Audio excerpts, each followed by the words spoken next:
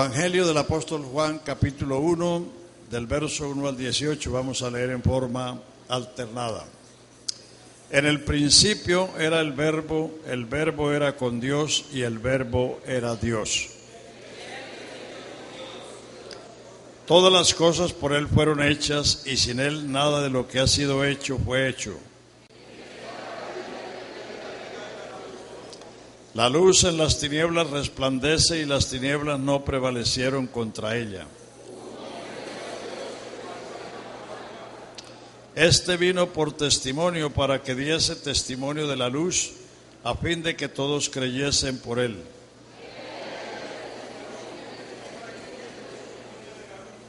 Aquella luz verdadera que alumbra a todo hombre venía a este mundo.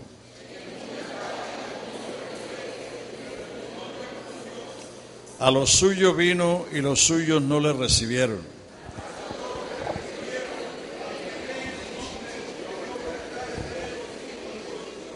Los cuales no son engendrados de sangre, ni de voluntad de carne, ni de voluntad de varón, sino de Dios.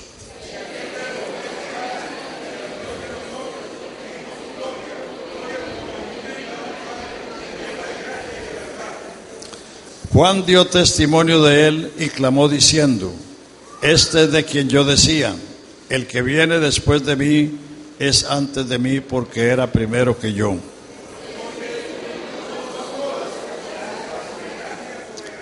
Pues la ley por medio de Moisés fue dada, pero la gracia y la verdad vinieron por medio de Jesucristo.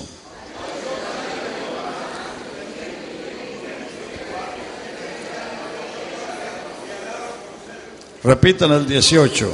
A Dios nadie le vio jamás, el unigénito Hijo que está en el seno del Padre, Él lo ha revelado. Amén. Pueden sentarse, hermanos. Gloria al Señor Jesús.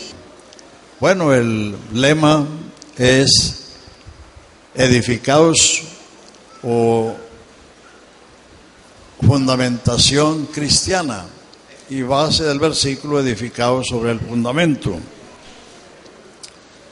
Entonces vamos a aprovechar estas noches para hablar de estas cosas que posiblemente conocemos, pero que necesitamos ahondar, profundizar, para estar cada día más arraigados y fundamentados en esta salvación tan grande que Dios en su gracia nos ha dado. Aleluya. Gloria al Señor Jesús. Los versos que hemos leído nos presenta Juan el Evangelista nos presenta a Jesús como el Creador. Todo por Él fue hecho y sin Él nada de lo que existe fue hecho. Nos lo presenta como la vida y como la luz, aquella luz que alumbra a todo hombre venía a este mundo, o vino a este mundo. O sea que Jesús es la única luz que ilumina la mente del hombre, y por eso usted necesita oír y saber de Jesucristo, porque Él es la luz que alumbra a todo hombre que viene al mundo. No hay otra luz.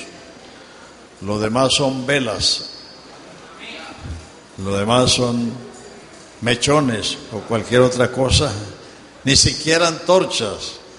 Juan el Bautista fue una antorcha, pero no era él la luz, sino una antorcha que anunciaba que la luz venía. Aleluya. El verso 18 nos dice: a Dios nadie le vio jamás. Dios es espíritu y por consiguiente es invisible. Por eso a Dios nadie lo vio jamás. El unigénito Hijo que está en el seno del Padre, Él lo ha revelado, Él lo ha dado a conocer. Y el Evangelio de Juan fue escrito para eso. El capítulo 20 y el verso 30 y 31 dicen: hizo también Jesús muchas otras señales que no están escritas en este libro, pero estas son escritas para que creáis que Jesús es el Cristo, el Hijo de Dios, y para que creyendo tengáis vida en su nombre. Los evangelios fueron escritos cada uno con un propósito diferente y cada uno con un destinatario diferente.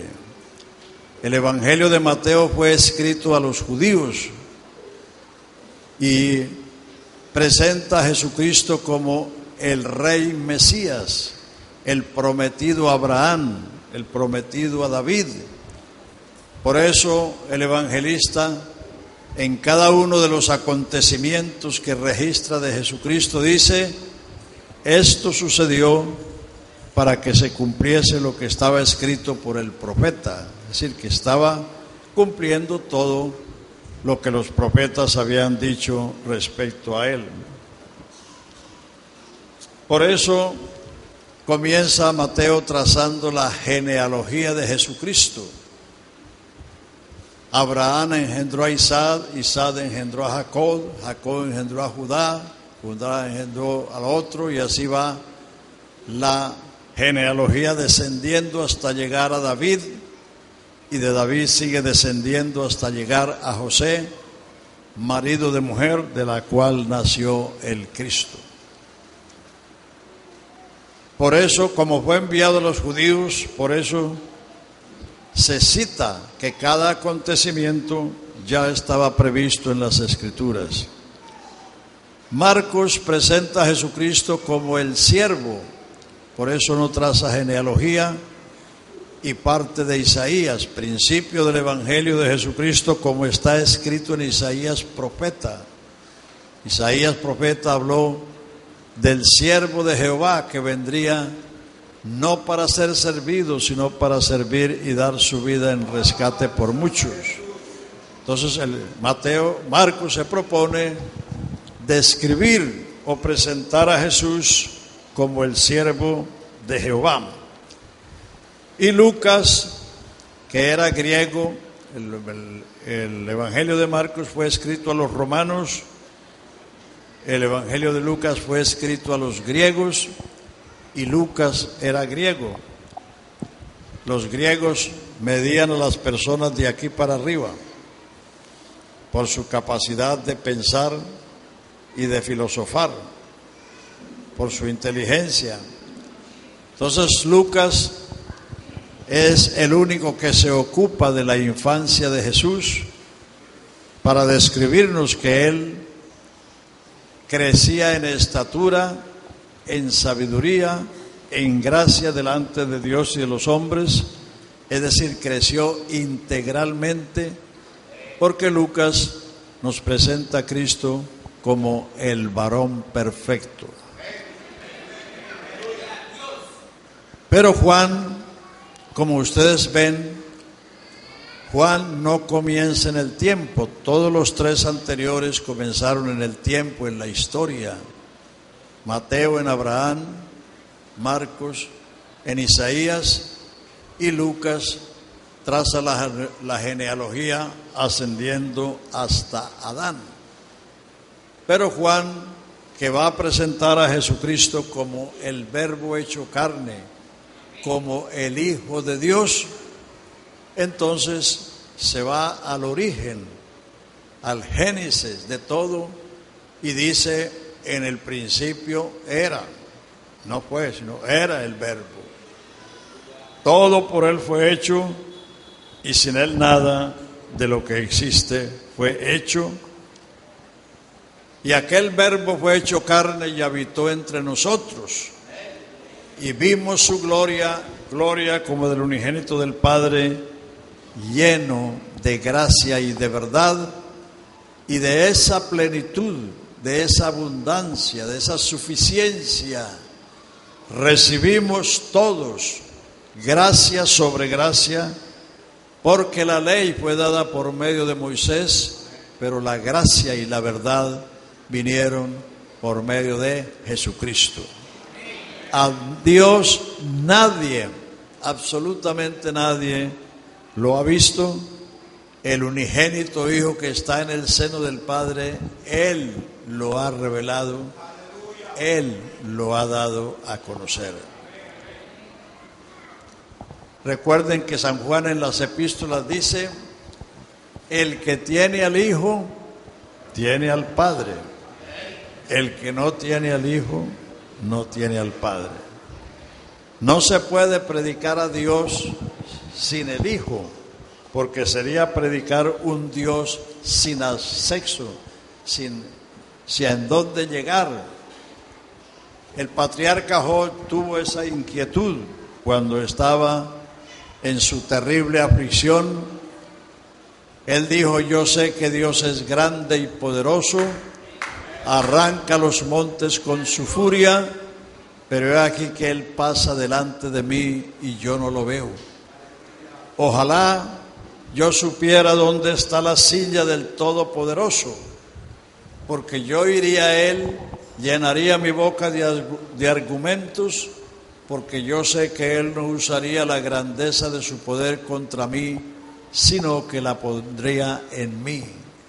Pero he aquí que Él pasa delante de mí y yo no lo veo. Ojalá que hubiese un mediador que pusiese su mano sobre Él y sobre mí. En ese lejano pasado, este patriarca estaba anhelando que hubiese un mediador entre Dios y los hombres, y eso vino con el tiempo. Por eso vamos estas noches a ocuparnos de considerar estas cosas.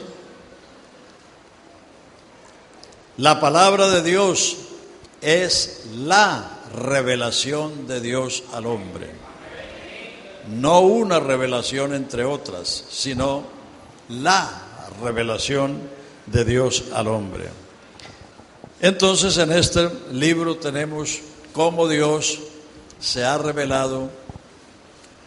Hebreos 1:1 y 2 dice: Dios, habiendo hablado muchas veces, de muchas maneras, en otro tiempo a los padres por los profetas, en estos postreros días nos ha hablado por el Hijo, a quien constituyó heredero de todo, por quien hizo el universo, y quien es el resplandor de su gloria y la imagen misma de su sustancia, y quien sustenta todas las cosas con la palabra de su poder, y quien, habiendo efectuado la purificación de nuestros pecados por medio de sí mismo, se ha sentado a la diestra de la majestad en las alturas, hecho superior a los ángeles, por cuanto heredó más excelente nombre que ellos. Está diciendo lo mismo que dice Juan, que en cuanto al universo, Él es el hacedor, poseedor y sustentador. En cuanto a su deidad, Él es el resplandor de su gloria y la imagen misma de su sustancia. Y en cuanto a nosotros, el que hizo la purificación de nuestros pecados por medio de sí mismo, y se sentó a la diestra de la majestad en las alturas, hecho superior a los ángeles, por cuanto heredó más excelente nombre que ellos. Entonces, una cosa importante para la iglesia es saber que Dios habló en el pasado muchas veces, de muchas maneras, a otros, a los padres, por otros medios, los profetas, pero que en los postreros días no son los que están adelante, comenzaron con la venida de Jesucristo. En estos postreros días nos ha hablado por el Hijo, y el Hijo es hacedor, poseedor y sustentador del universo. Entonces vamos a mirar algunas cosas para que realicemos la importancia de conocer esto. En Mateo 11:25 dice: en aquel tiempo se alegró Jesús y dijo: Padre, Señor del cielo, te alabo y te doy gracias porque escondiste estas cosas de los sabios y de los entendidos y las revelaste a los pequeños. Nadie conoce al Hijo. Nadie conoce al Hijo sino el Padre, y nadie conoce al Padre sino el Hijo y aquel a quien el Hijo lo quiera revelar. O sea que de conocer al Hijo de Dios, eso no es tan sencillo. Eso tiene su importancia, su grandeza. Eso está en el capítulo 25 de Mateo. No, en el capítulo 11, 25, perdón. Y en el capítulo 16, o sea, un poco más adelante, versículo 13, Jesús llevó a los discípulos a Cesarea de Filipo y les preguntó: ¿qué dicen los hombres que es el Hijo del Hombre? Y ellos dijeron: unos dicen que eres Elías, otros dicen que eres Juan, y otros dicen que eres Jeremías, y otros dicen que eres alguno de los profetas. Es decir, el consenso general de los que le vieron, de los que le oyeron, de los que fueron objeto de sus bienes, coincidían en que un gran profeta se había levantado en Israel.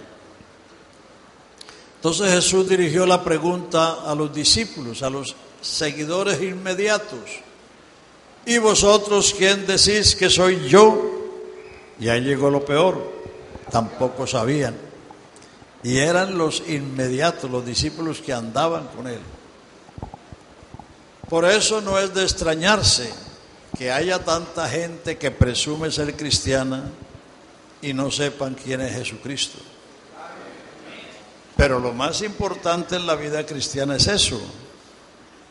En la oración que Jesús hizo, y está en San Juan 17, el verso 3 dice: esta empero es la vida eterna.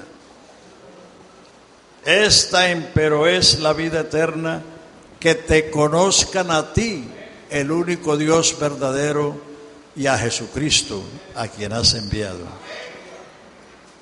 La vida eterna la va poseyendo uno en la medida que conoce, porque en la medida que usted conoce, cree, y en la medida que cree, usted recibe, y en la medida que usted recibe, disfruta y puede compartir con otros. Aleluya. Por eso entonces la importancia de esta reunión es conocer a Jesucristo. Bueno, entonces, ante la pregunta de Jesús a los 12, ellos se quedaron en silencio. El silencio lo rompió una revelación que vino a la mente de Pedro. Y Pedro dijo: tú eres el Cristo, el Hijo del Dios viviente. Tú eres el Cristo, el Hijo del Dios viviente. A lo que Jesús respondió, mejor escuchen, mejor digan amén que hacer palmas, porque amén quiere decir así es. Las palmas solamente hacen ruido. Entonces Jesús respondió a Pedro: bienaventurado eres, Simón, hijo de Jonás, porque esto no te lo reveló carne ni sangre, sino mi Padre que está en los cielos. Y yo también te digo que tú eres Pedro, y sobre esta roca, o sea, sobre esta declaración, sobre esta revelación, sobre esta confesión, edificaré mi iglesia, y las puertas del Hades no prevalecerán contra ella. Además, según el verso 20, les encargó que a nadie dijesen que Él era el Cristo. Porque aunque el Padre allí reveló a Cristo, el Señor quiso mantener su identidad, su verdadera identidad encubierta, porque como dice Pablo en 1 Corintios 2, si los príncipes de este siglo hubieran conocido que Él era el Señor de la gloria, nunca lo hubieran crucificado. Y si Él hubiera sido crucificado, nadie se hubiera salvado, porque la salvación fue hecha precisamente allí. Entonces, note que el Señor en esta primera revelación, el Padre revelando al Hijo, nadie conoce al Hijo sino el Padre. Allí una revelación vino a la mente del apóstol y el apóstol pronuncia esa gran confesión. El siguiente capítulo, el capítulo 17 de Mateo, dice que Jesús llevó a Pedro, a Juan y a Jacobo a un monte alto y se transfiguró delante de ellos, y sus vestidos resplandecían como la luz y su rostro como el sol. Vino una nube y los cubrió, y la voz que salió de la nube dijo: este es mi Hijo amado, en quien tengo todo contentamiento, a Él oíd. A Él oíd. Y en esa visión aparecieron Moisés y Elías. El propósito era que delante de Moisés, el mediador de la ley, y delante de Elías, el primero de los profetas, o el líder de los profetas, se reconociera que la ley y los profetas habían llegado a su cumplimiento y que de aquí en adelante había que oír al Hijo. Aleluya. El Señor mismo lo había dicho antes en Mateo 11:13, todos los profetas y la ley hasta Juan profetizaron, y desde entonces el reino de Dios es anunciado y los valientes lo arrebatan. Juan el Bautista fue el último de los profetas del orden del Antiguo Testamento, y la transfiguración tenía como propósito mostrar el cumplimiento de esa revelación y revelar que Jesús es el Hijo de Dios y que a Él hay que oír, porque en los postreros días Dios nos ha hablado por el Hijo. Aleluya. A su nombre sea la gloria. Entonces vamos a hablar de ello. El Hijo en el Antiguo Testamento. La literatura católica y evangélica está llena de términos antibíblicos como estos: que Dios son tres personas distintas, que los tres son coiguales, coeternos y cosustanciales.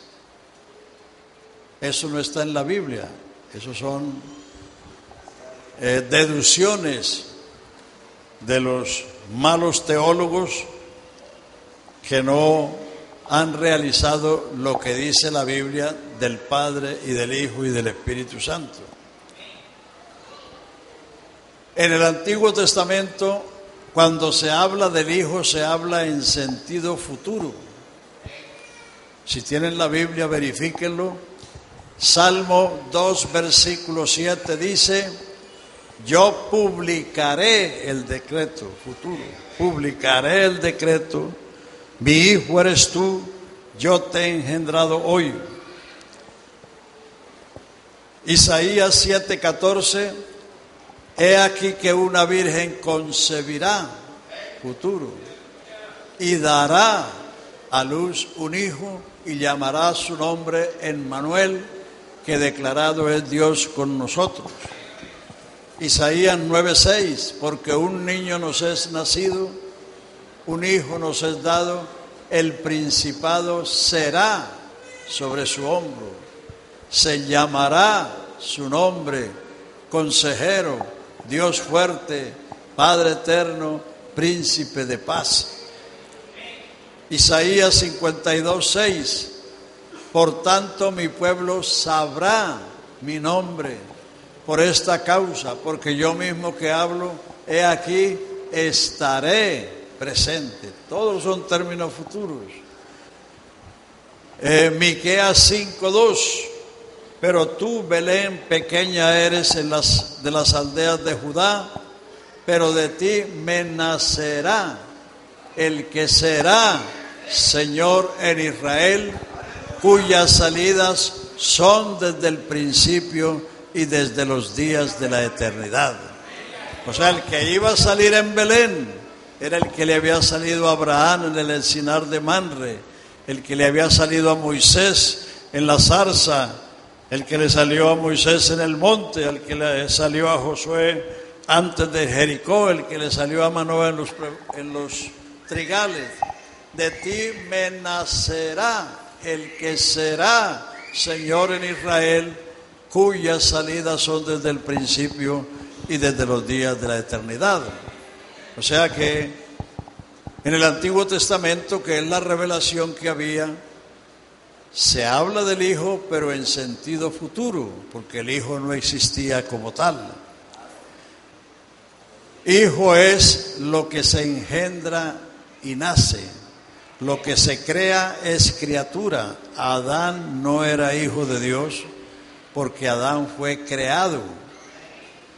Los ángeles no son hijos de Dios porque fueron creados. ¿A cuál de los ángeles dijo Dios jamás? Tú eres mi hijo, yo te he engendrado hoy. Juan 3:16, que lo saben hasta los inconversos.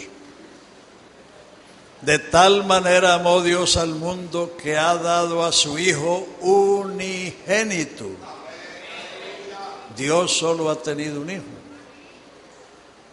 De tal manera amó Dios al mundo que ha dado a su Hijo unigénito, para que todo aquel que en Él cree no se pierda, mas tenga vida eterna. Entonces, cuando Dios quiso cumplir esas promesas, que ya les cité, el Salmo 2, Isaías 7:14, Isaías 9:6, Isaías 52:6, Miqueas 5:2, cuando Dios fue a cumplir esas promesas, mandó al ángel Gabriel a buscarse una virgen en Nazaret de Galilea. No a buscarse una mujer en el cielo, porque no habían mujeres en el cielo, ni hombres tampoco. En el Antiguo Testamento usted lee que Él solo extendió los cielos, Él solo creó la tierra, Él solo anda sobre las alas del mar, Él solo redimió a Israel, Él solo es rey sobre todos los reinos de la tierra. Es decir, Él no tiene compañeros en la deidad, no tiene socios. Entonces, cuando Dios quiso cumplir eso, para tener un hijo hay que conseguir una mujer. Hasta Dios tuvo que hacer eso. Hasta Dios tuvo que hacer eso. ¿Por qué? ¿Por qué? Porque la mujer es el vaso o el molde donde se forma o se gesta una simiente. En el caso humano, el hombre tiene la simiente y tiene que plantarla en el organismo de la mujer para que ella, que es el vaso gestor, entonces a través de los meses venga a tener un niño por nacer. Entonces, cuando Dios se propuso cumplir eso, mandó a Gabriel a Nazaret de Galilea y encuentra a María desposada con José y le dice: salve muy favorecida, el Señor es contigo.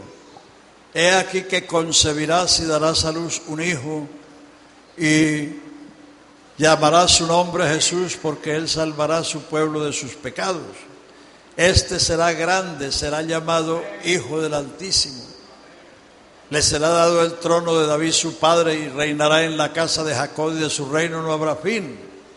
Entonces María, que era una señorita y que sabía que para tener un hijo tenía que convivir con un varón, le dijo al ángel: ¿y cómo será esto si yo no conozco varón? Entonces el ángel le dijo: el Espíritu Santo vendrá sobre ti. El Espíritu Santo es Dios, porque Dios es Espíritu y Dios es Santo. Espíritu es su naturaleza. Dios no es hombre, Dios no es cuerpo, Dios es Espíritu, es invisible. Y Santo es su naturaleza. Como decir que esta mesa es de madera buena. Madera es la naturaleza de la mesa y buena es la calidad. Entonces Dios es espíritu, pero no es un espíritu corriente, es un espíritu santo. Ese es uno de los atributos de Dios, que Él es santo. Entonces el que vino sobre María fue el Espíritu de Dios. Dice: te cubrirá con su sombra, por lo cual el santo ser que nacerá de ti será llamado Hijo de Dios. Lo que la Biblia denomina Hijo de Dios es lo que nació de María.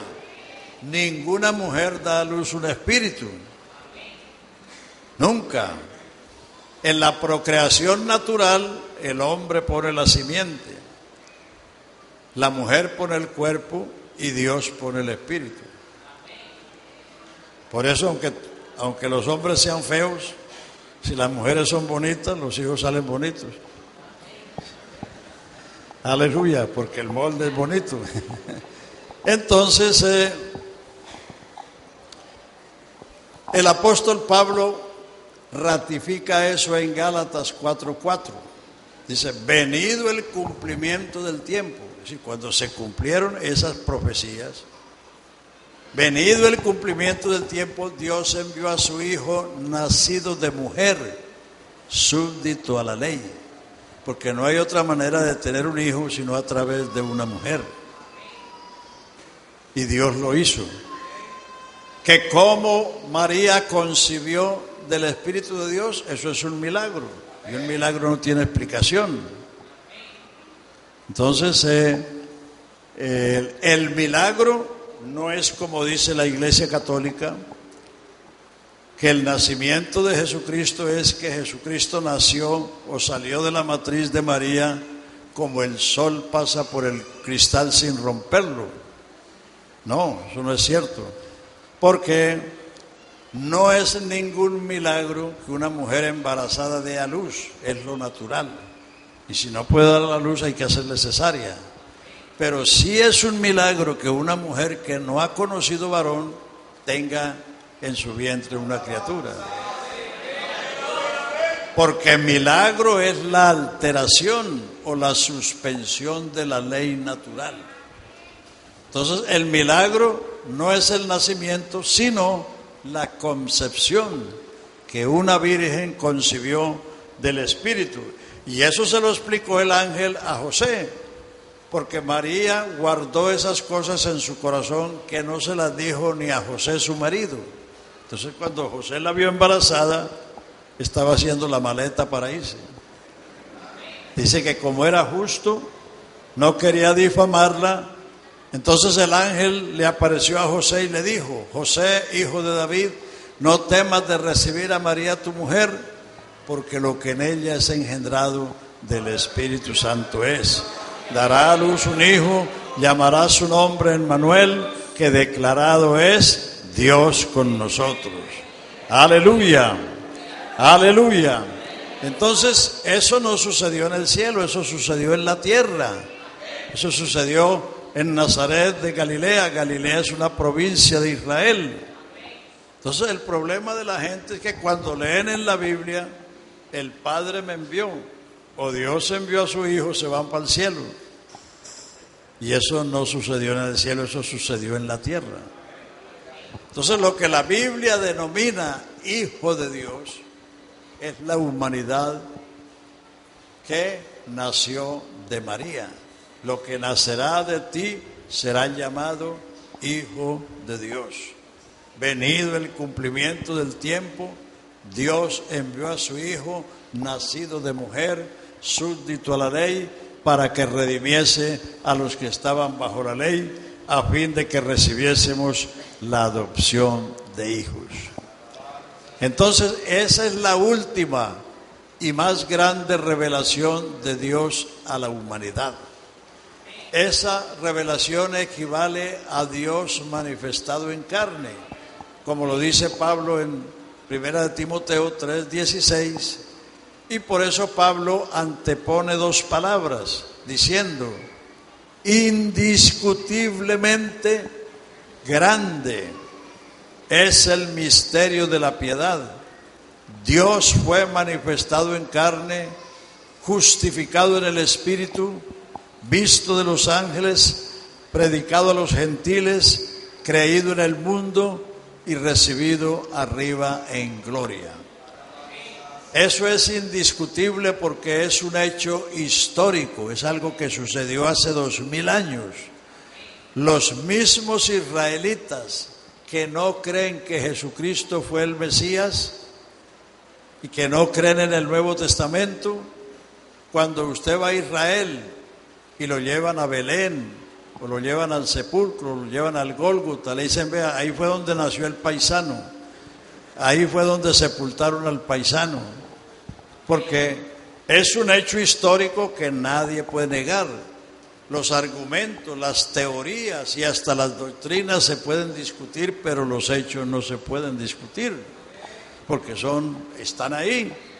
Entonces, indiscutiblemente, Dios se manifestó en carne.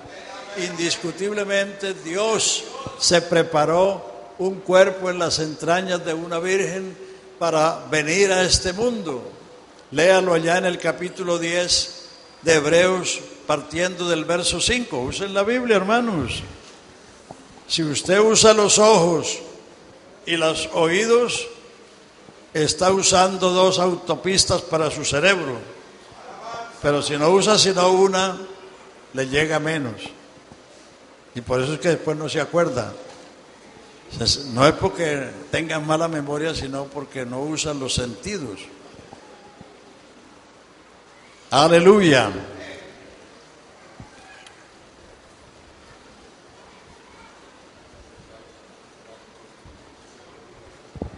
¿Encontraron cuál es? Por lo cual, entrando en el mundo dice, sacrificio y ofrenda no me hiciste, mas me preparaste el cuerpo. Ahí está. Ya, hasta ahí, hermano. Entrando en el mundo dice, el capítulo Dios está hablando de que la ley eran sombra, dice, porque la ley teniendo la sombra no es la realidad. La sombra se proyecta, bueno, aquí no hay una luz que... Cuando usted se pone frente al sol, aparece la sombra suya, pero la sombra no eres tú. Es una silueta que produce la luz sobre el cuerpo. Entonces, la ley teniendo la sombra de los bienes venideros, no la imagen misma de las cosas, nunca puede, por los sacrificios que se ofrecen, hacer perfecto en cuanto a la conciencia al que practicaba dicho culto, ya que consistía en lavamientos y oblaciones acerca de la carne. Entonces dice: sacrificio y ofrenda no te agradaron, me preparaste cuerpo, como en el rollo del libro está escrito. Quítalo primero para establecer esto último, y en esta voluntad somos santificados por la ofrenda del cuerpo de Jesucristo. O sea, Dios se preparó un cuerpo en una virgen para venir a este mundo vestido de humanidad, manifestado en carne. Por eso, no solamente es un hecho indiscutible, sino que es grande. Porque si usted lee a Isaías 40, dice que Dios extendió los cielos como una cortina para morar. Así como usted corre la cortina de la ventana, así Él extendió los cielos. Que Él mide los cielos con el palmo de su mano. Mide la tierra con 3 dedos. Mide las aguas, es decir, los mares del mundo en el hueco de su mano. Él dice: ¿a qué me compararéis y a qué me haréis semejante si mi mano ha creado todas las cosas que existen? Entonces es una cosa grandiosa que si no fuera porque es un hecho, sería difícil creerlo, que ese Dios tan grande hubiera venido al mundo a través de un niño. Él es el único niño que nació siendo padre. ¿Usted sabe de algún otro que nació siendo padre? No, para ser padre se necesita tener unos cuantos años. Un niño no ser nacido, el principado será sobre su hombro, se llamará su nombre admirable, consejero, Dios fuerte, Padre eterno, príncipe de paz. Aleluya, aleluya.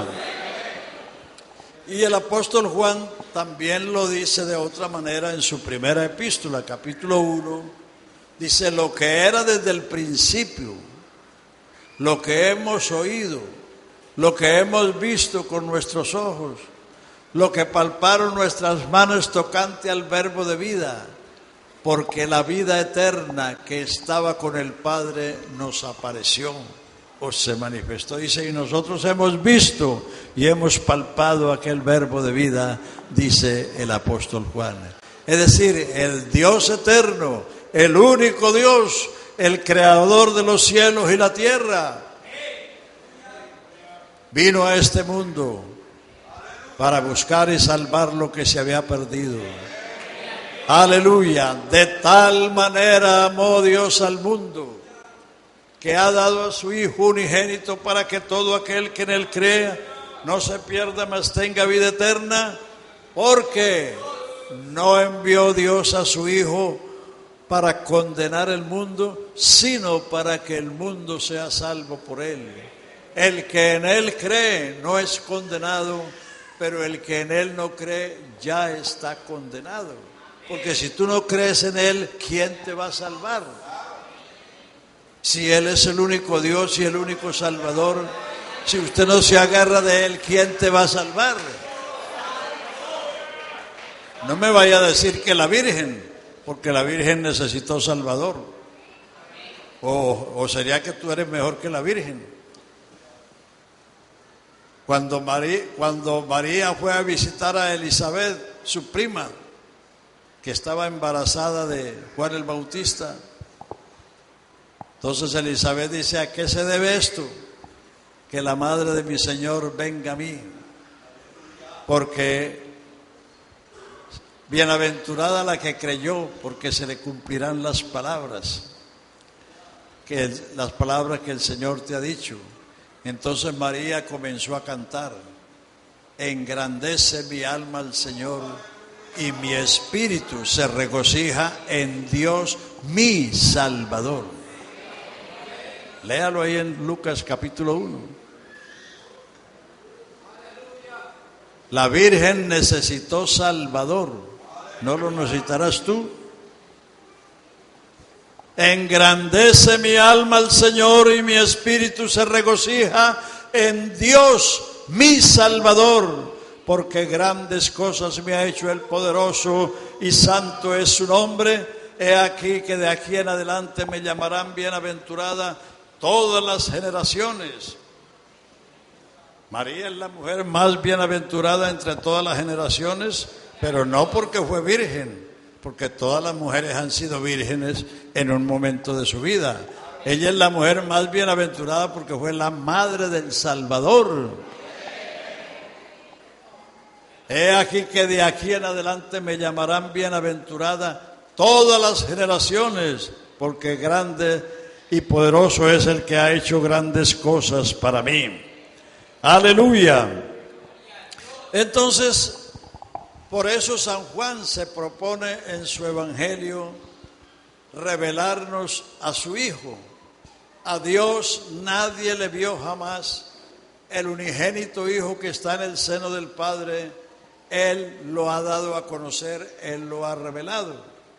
Entonces, Juan comienza diciendo que Él es el creador de todo cuanto existe. que nada fue hecho sin Él, y que ese Verbo se hizo carne y habitó entre nosotros. Por eso los milagros que están allí en Juan son milagros creativos, que son diferentes. Esos milagros no están en Mateo, no están en Marcos, no están en Lucas, porque Juan está presentando a Jesús como el creador. Transformar el agua en vino es un acto creativo, porque el agua pertenece al reino mineral. No tiene sabor, no tiene olor, no tiene color. El vino pertenece al reino vegetal, tiene color, tiene olor, tiene sabor y alegra el corazón del hombre. Entonces, se hicieron unas bodas en Caná de Galilea y estaba allí la madre de Jesús, y fue invitado Jesús y sus discípulos. Y María advirtió que no había vino, en una boda sin vino. Entonces dice que habían allí 6 tinajas, 6 botijas de piedra para el agua de la purificación, pero estaban vacías. Entonces Jesús dijo: henchid, llenad esas tinajas hasta arriba, y las llenaron. Y entonces los sirvientes sacaron ese agua y la llevaron al maestro de sala, al maestro de ceremonia, y el maestro de ceremonia la probó. Dijo: todo hombre pone primero el buen vino y después el inferior, pero tú has guardado el buen vino hasta el fin. Dice: este principio de milagros o de señales hizo Jesús, y manifestó su gloria, y sus discípulos creyeron en él. Ese fue el primer milagro que hizo Jesús. Lo hizo en una boda, pero eso no lo hizo para justificar a los borrachitos, sino para demostrar la capacidad que tiene Él de cambiar al hombre de su condición perdida a un nuevo hombre, a una nueva creación.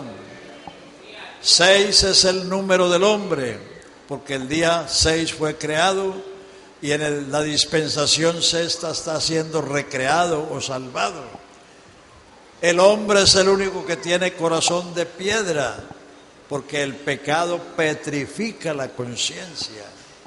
El hombre sin Dios es el único que anda vacío, y como el agua es sin sabor, sin olor, sin color, insípido. Pero el vino es lo contrario. Entonces Jesús mandó que esas tinajuelas se llenaran de agua, y de allí salió el mejor vino, como lo dijo el maestro de sala. Entonces, por eso también dice este principio o este primer milagro, porque eso se ha repetido millones de veces y se sigue repitiendo. Cuando usted, que es una botija vacía, petrificada por el pecado, usted recibe el agua de la vida, que es la palabra de Dios, entonces su vida viene a tener color, viene a tener sabor, viene a tener olor, viene a ser alegre, viene a tener el gozo del Señor, que es su fortaleza. Aleluya. Entonces ese primer milagro era el propósito de mostrar como creador su capacidad de cambiar la vida de un hombre a una nueva creación. El segundo milagro fue la creación de la vista. Un hombre que había nacido ciego, y los discípulos le preguntaron al Señor: ¿quién pecó, este o sus padres, para que naciese ciego? Jesús le respondió: ni este pecó ni sus padres para que naciese ciego, sino para que las obras de Dios se manifiesten. Y acto seguido escupió en tierra, hizo lodo, le puso en las cuencas y lo mandó a que se lavase, y recibió la vista. Eso fue distinto. Los otros ciegos, el Señor oró por ellos o le puso las manos, porque los otros ciegos lo que necesitaban era recobrar la vista. El que recobra la vista es porque la tuvo y la perdió. Pero en este caso nunca había visto el hombre, no conocía el rostro de su madre, ni la bóveda celeste, ni la verdura de lo verde de las praderas. Entonces el Señor hizo lodo, así como formó al hombre del polvo de la tierra, ahora hizo lodo, puso en sus cuencas y lo mandó a lavarse, y el hombre recibió la vista. Es un acto creativo. La resurrección de Lázaro no es lo mismo que las otras. El hijo de la viuda Naín apenas lo llevaban para el cementerio. La hija de Jairo acababa de morirse. Pero cuando Lázaro enfermó, sus hermanas le mandaron una razón al Señor: el que amas está enfermo. Pero Jesús se quedó a propósito donde estaba y no vino sino 4 días después de haber sido sepultado. Entonces, cuando llegó a la casa de Marta y María, Marta le dice: Señor, si tú hubieras estado aquí, mi hermano no hubiera muerto. Jesús le dice: yo soy la resurrección y la vida. El que cree en mí, aunque esté muerto, vivirá, y el que vive y cree en mí no morirá eternamente. ¿Crees esto? Ella dijo: sí, yo sé que lo va a resucitar en el día postrero. Entonces Jesús le dice: ¿dónde le pusiste? Y le llevaron a donde había sido colocado el muerto. Y el Señor le dice a Marta: Marta, rueda la piedra. Y ella dice: pero Señor, si ya hiede, tiene 4 días. Marta, Marta, ¿no te he dicho que si creyeres verás la gloria de Dios? Y acto seguido dice: Lázaro, ven fuera. Y el que había estado muerto salió de la tumba. Aleluya, aleluya, aleluya. Él hizo eso para enseñar que Él es la resurrección y la vida. Él le creó la vista al ciego para enseñar que Él es la luz del mundo, y el que le sigue no andará en tinieblas. Él multiplicó 5 panes para que comieran 5,000 hombres, sin contar las mujeres y los niños, para enseñar que Él es el pan vivo que descendió del cielo, y que el que come de este pan vivirá para siempre. Aleluya. Él es el creador, y Él es la vida, y Él es la luz. Por eso allí también, en ese evangelio, es donde están esas expresiones que Jesús usó, pero que los otros evangelistas no las registran. Yo soy el pan de vida, yo soy la lumbre de la vida, yo soy la verdad y la vida, yo soy el buen pastor, yo soy la puerta de las ovejas. El que por mí entrare será salvo.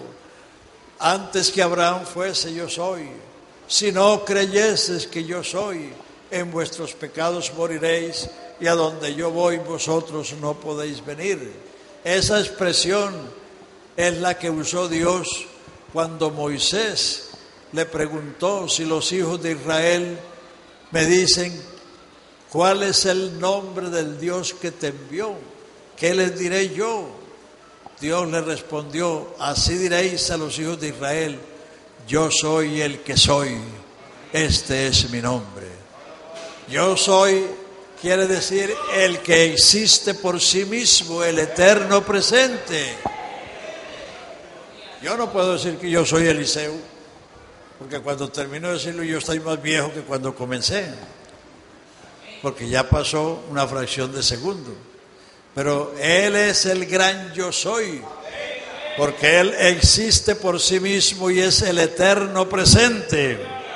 Aleluya. Y Jesús empleó todas esas expresiones para decir lo que Él era, pero solo el Evangelio de Juan las registra. También el lenguaje del Padre y del Hijo solo está en San Juan, porque el propósito de ese Evangelio es, como ya dice el verso 30 del capítulo 20, muchas otras señales hizo Jesús que no están escritas en este libro, pero estas son escritas para que creáis que Jesús es el Cristo, el Hijo de Dios, y para que creyendo tengáis vida en su nombre. Alabanzas a Jesús. Entonces, por eso allí es donde está ese lenguaje.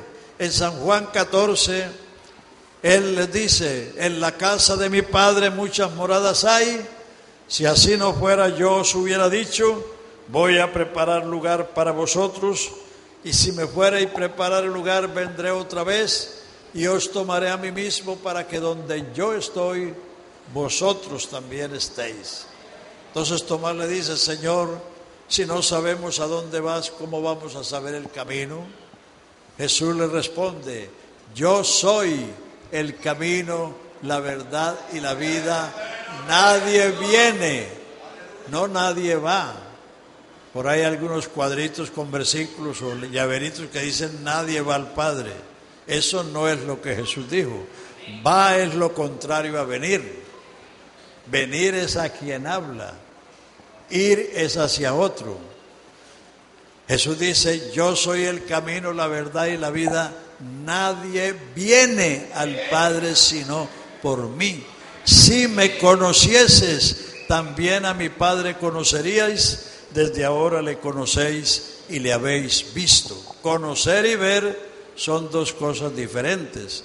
Yo los estoy viendo a todos, pero no los conozco, porque ni sé cómo se llaman, ni sé de dónde son, ni dónde trabajan, ni qué hacen. Entonces, una cosa es ver y otra cosa es conocer. Y Jesús le dice: si me conocieses, también a mi Padre conocerías, y desde ahora le conocéis y le habéis visto. Pero aún Felipe, que era uno de sus discípulos y que tenía 3 años de andar con Jesús, no entendía eso. Pero Felipe le dice: Señor, muéstranos al Padre. Es decir, ¿dónde está el Padre? Ubícalo. Entonces Jesús le dice: tanto tiempo hace que estoy, no que está. Si él hubiera dicho tanto tiempo que está el Padre, se refería a otro, pero él no se refirió a otro. Le está preguntando por el Padre. Y Jesús dice: tanto tiempo hace que estoy con vosotros y no me has conocido, Felipe. El que me ha visto a mí, ha visto al Padre. ¿Cómo dices tú: muéstranos el Padre? ¿No crees que yo soy en el Padre y el Padre en mí? Las palabras que yo hablo, no las hablo de mi propia cuenta. El Padre que mora en mí, Él hace las obras. Entonces Jesús está diciendo que el Padre está en Él, porque el Padre es el Espíritu eterno, el Hijo es la humanidad, el cuerpo. Usted y yo no podemos hablar ese lenguaje, porque yo no puedo estar en ti, ni tú puedes estar en mí, porque usted es una persona y yo soy otra persona. Pero Dios y el Hijo sí pueden hacer eso, porque Dios es Espíritu y el Hijo es el hombre Jesucristo, el varón perfecto. Aleluya. Entonces Dios está en Cristo, no hay que buscarlo afuera. Jesús dijo: nadie, no lo busque por otro lado, lo dijo Jesús: nadie viene al Padre sino por mí. Esa doctrina que enseñó Jesús la siguieron los apóstoles. Segunda de Corintios 5:19, 25 años después, el apóstol Pablo, hablando de la muerte de Cristo en el Calvario, dice: Dios estaba en Cristo, reconciliando consigo al mundo, no tomándole en cuenta a los hombres sus pecados, y nos encargó la palabra de la reconciliación. Dios estaba en Cristo, o sea, Dios se preparó un cuerpo humano en las entrañas de una virgen, porque para resolver el problema del pecado se necesitaba un cuerpo mortal, porque Dios solo tiene inmortalidad, Dios no puede morir. Si Dios hubiera muerto, esto se hubiera vuelto añicos, porque Él es el sustentador del universo. Entonces Dios se buscó un cuerpo humano, un cuerpo que podía morir para pagar la pena del pecado y poder perdonar al pecador y salvarlo de la condenación. ¡Aleluya!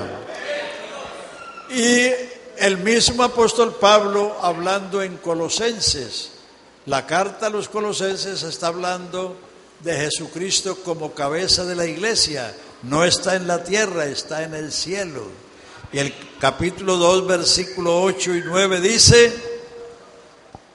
mirad que nadie os engañe por filosofías y huecas sutilezas según las tradiciones de los hombres y no según Cristo, porque en Él, en Cristo, habita corporalmente toda la plenitud de la deidad, y en Él estáis completos, porque Él es la cabeza de todo principado, potencia y potestad. Dios está en Cristo.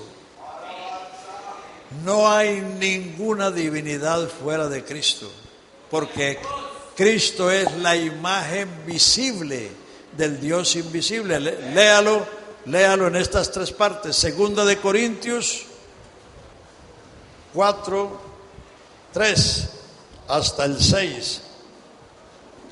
Segunda de Corintios 4. Vea lo que dice: si nuestro evangelio está encubierto, o sea, si el evangelio está oculto, dice, entre los que se pierden está encubierto, en los cuales el Dios de este siglo cegó el entendimiento de los incrédulos, para que no les resplandezca la lumbre del evangelio de Cristo, el cual es la imagen de Dios. Porque no nos predicamos a nosotros mismos, sino a Jesucristo como Señor. Porque Dios, que mandó que de las tinieblas resplandeciese la luz, Él es el que resplandeció en nuestros corazones para iluminarnos, para prendernos el foquito, para iluminarnos con el conocimiento de la gloria de Dios en la faz, en la cara de Jesucristo. Usted no puede ver la gloria de Dios sino en la cara de Jesucristo. Colosenses 1:13: dando gracias al Padre que nos hizo aptos para participar de la herencia de los santos en luz, que nos libró de la potestad de las tinieblas y nos trasladó al reino de su amado Hijo, en quien tenemos redención por su sangre. Él, verso 15, es la imagen del Dios invisible. Él es lo visible, el Hijo es lo visible del invisible. Y Hebreos 1:3, Él es el resplandor de su gloria y la imagen misma de su sustancia. El hombre es un ser compuesto de espíritu, alma y cuerpo. Yo no me voy a imaginar que usted dejó el espíritu en el trabajo y el alma en la casa y que lo único que veo aquí es la imagen. No, ahí está todo. O sea que el mismo hombre explica que Dios es uno. Con la diferencia que Dios no es un ser compuesto como nosotros. Dios es espíritu.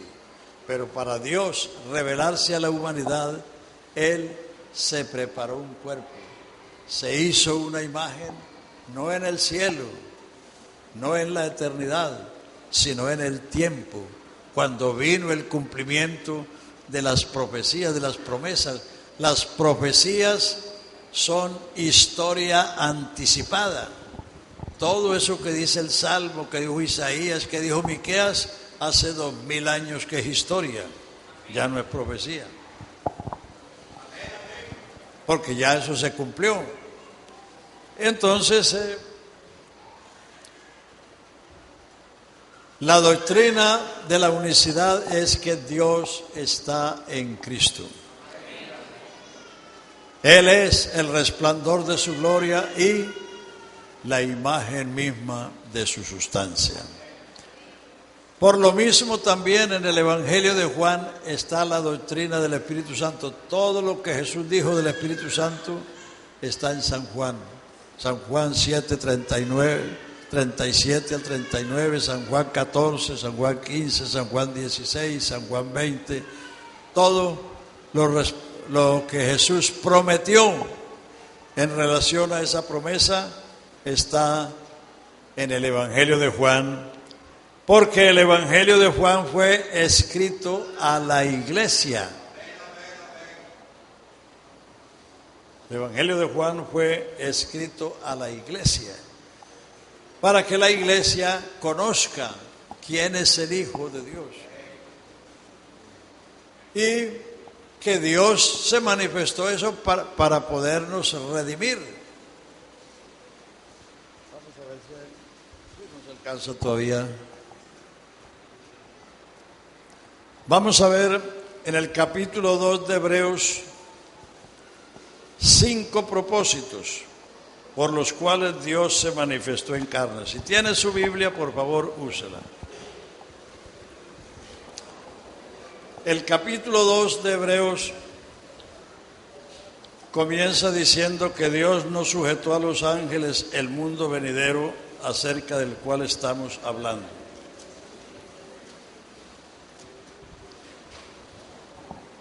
Versículo 5, porque no sujetó a los ángeles el mundo venidero acerca del cual estamos hablando, pero alguien testificó en cierto lugar diciendo, aquí está citando el Salmo 8, ¿qué es el hombre para que de él te acuerdes o el hijo del hombre para que lo visites? Le hiciste un poco menor que los ángeles, le coronaste de gloria y de honra, le pusiste sobre las obras de tus manos, todo lo sujetaste bajo sus pies, porque en cuanto le sujetó todas las cosas, nada dejó que no sea sujeto a él, pero todavía no vemos que todas las cosas le sean sujetas. Aquí está hablando del primer hombre, de Adán, que Dios lo puso sobre su creación y sujetó a él animales, las bestias, las aves, los peces, para sujetar la tierra. Pero vemos que todavía no todo le es sujeto al hombre, porque el hombre pecó y cayó de su dignidad, de su principado, y por eso perdió el dominio, la autoridad. Pero el verso 9, pero vemos a aquel que fue hecho un poco menor que los ángeles, a Jesús. Fue hecho menor porque él no era menor. Coronado de gloria y de honra a causa del padecimiento de la muerte, ahí está el primer propósito, para que por la gracia de Dios gustase la muerte por todos. Para morir necesitaba un cuerpo que pudiera morir. Porque convenía aquel por cuya causa son todas las cosas y por quien todas las cosas subsisten, que habiendo de llevar a la gloria a muchos hijos, perfeccionase por aflicciones al autor de la salvación de ellos. Porque el que santifica y los que son santificados de uno son todos, por lo cual no se avergüenza de llamarlos hermanos. De uno son todos, sí, por lo cual no se avergüenza de llamarlos hermanos, diciendo, anunciaré a mis hermanos tu nombre y en medio de la congregación te alabaré. Y otra vez yo confiaré en él y de nuevo, he aquí yo y los hijos que Dios me dio. Así que, en conclusión, por cuanto los hijos participaron de carne y sangre, él también participó de lo mismo para destruir por medio de la muerte al que tenía el imperio de la muerte, esto es al diablo, y librar a todos los que por el temor de la muerte estaban durante toda la vida sujetos a servidumbre. Porque ciertamente no socorrió a los ángeles, sino que socorrió a la descendencia de Abraham. O sea, para vencer a Satanás lo venció mediante su muerte. Versículo 17. Por lo cual debía ser en todo semejante a sus hermanos. Ahí está el tercero, para venir a ser misericordioso y fiel sumo sacerdote en lo que a Dios se refiere, para expiar los pecados del pueblo. Pues en cuanto él mismo padeció, siendo tentado, es poderoso para socorrer a los que son tentados. 5 propósitos por los cuales Dios se manifestó en carne, para que por gracia gustase la muerte por nosotros, para derrotar por medio de la muerte al que tenía el imperio de la muerte, esto es, a saber, al diablo. En el capítulo 49 de Isaías, versículos 24 y 25, el profeta se hizo la pregunta: ¿será libertado el cautivo de un tirano? ¿Será rescatada la presa al valiente? Y la respuesta le vino: cierto, el cautivo será libertado del tirano y la presa será arrebatada al valiente, y tu pleito yo lo pleitearé y yo salvaré a tus hijos, dice Jehová de los ejércitos.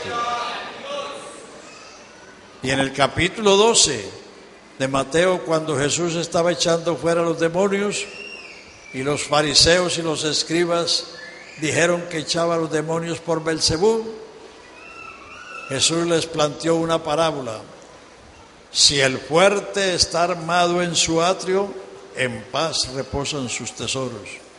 Pero si viene uno más fuerte que él y lo despoja de sus armas, puede repartir el botín. Eso es lo que hizo Jesucristo.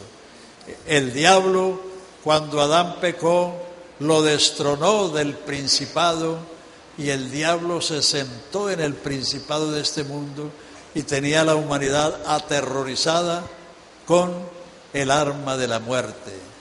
Pero Jesucristo vino y con su muerte venció al emperador de la muerte para liberar a todos los que por el temor de la muerte estaban cautivos y sujetos a servidumbre por toda la vida.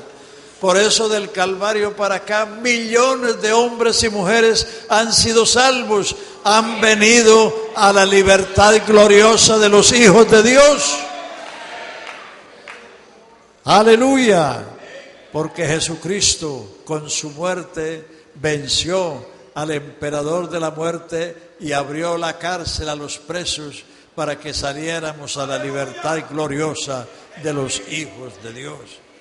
Y por eso Él tenía que ser semejante a los hermanos en todo, para venir a ser un misericordioso y fiel sumo sacerdote en lo que a Dios se refiere, para socorrer a los que son tentados. Es decir, Jesús transitó desde la cuna hasta la tumba y sabe todo lo que hay a lo largo de ese camino, y por eso al que nadie lo entiende y el que ni siquiera se entiende a sí mismo, Jesucristo sí lo puede entender, porque Él conoce todo lo que hay desde la cuna hasta la tumba, y Él vino a ser un misericordioso y fiel sumo sacerdote para socorrer a todos los tentados. Aleluya, para interceder. Y por eso dice en el capítulo 7 de ese mismo libro de Hebreos que Él, por cuanto vive para siempre, tiene un sacerdocio inmutable, viviendo siempre para interceder por todos los que le invocan. Aleluya, amigos, Jesucristo vive para salvar eternamente a todos los que le invocan. Todo lo que tiene que hacer es invocarle. Pero no invoca a alguien cuando sabe que uno tiene una necesidad y que ese alguien tiene la solución. Si a usted se le incendia la casa, ¿a quién llama? ¿No es al cuerpo de bomberos? Para que vengan a socorrerlo. Si hay un accidente, ¿a quién llama? A la ambulancia. Entonces, si usted sabe ahora que Jesucristo es la única esperanza,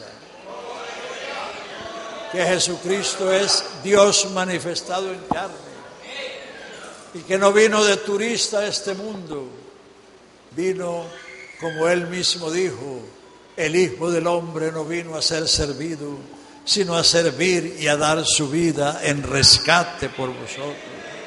El Hijo del Hombre vino a buscar y a salvar lo que se había perdido. Entonces realicen esta noche que usted lo necesita a Él por encima de todo.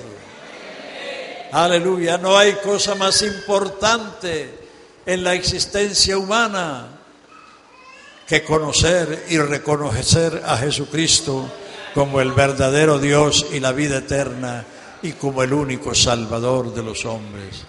Así que en esta noche levántese de su asiento, pónganse de pie, hermanos, y vamos a darle gracias por lo que Él es, por lo que Él ha hecho, por lo que Él significa para ti.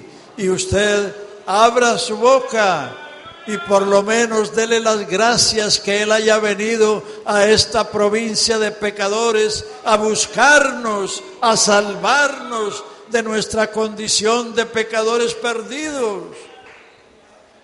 Aleluya. Lo mínimo que usted puede hacer es eso, abrir su boca y decirle gracias, Señor, porque has venido a salvarnos del pecado y de la condenación.